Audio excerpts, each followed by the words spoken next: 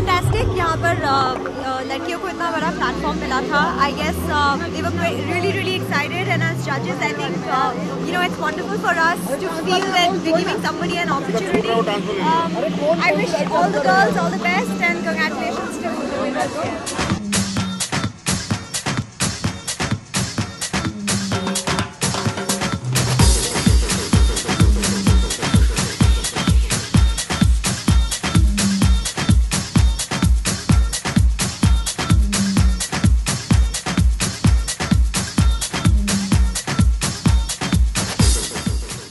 बहुत अच्छा लग रहा है because I never expected that I am gonna win.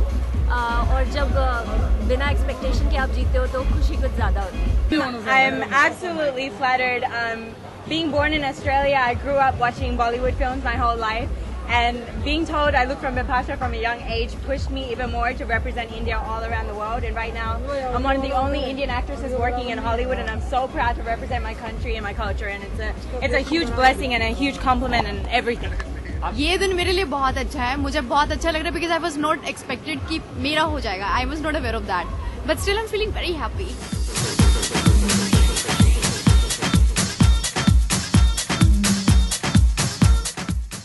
I am sure आप लोग बाजार में जाते हैं, दुकान में जाते हैं तो you have seen many women जो कि बिकिनी पहनी होती हैं।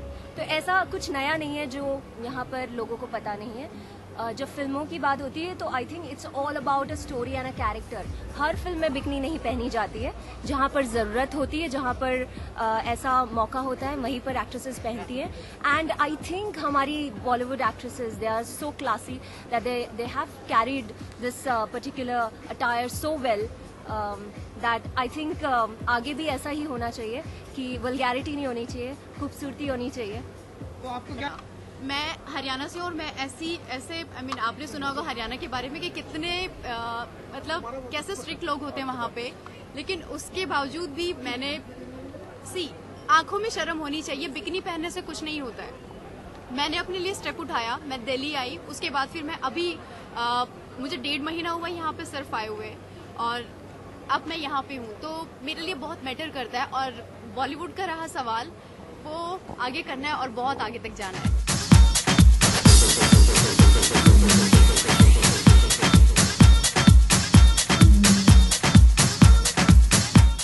have been always inspired by Aishwarya Rai because when I was a kid, मेरी मम्मी, मैं पढ़ाई नहीं करती थी और वो मिस वर्ल्ड बनी थी, तो मेरी मम्मी कहती थी ऐश्वर्या राय को देखो, उसकी तरह बनो। तो वो knowingly unknowingly हमेशा से मेरे दिमाग में रही है, and I have always followed her.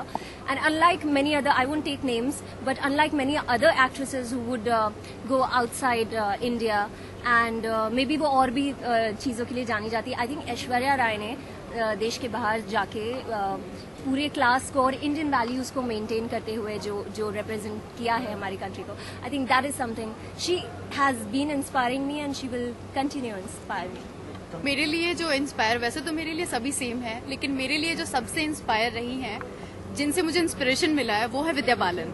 और आफ्टर डर्टी पिक्चर उसके बाद तो वो मेरी आइडल ही है उसके बाद, क्योंकि उन्होंने प्रूव कर दिया था कि इंसान कितना भी मोटा हो लेकिन उसके बावजूद भी he can act and she can act.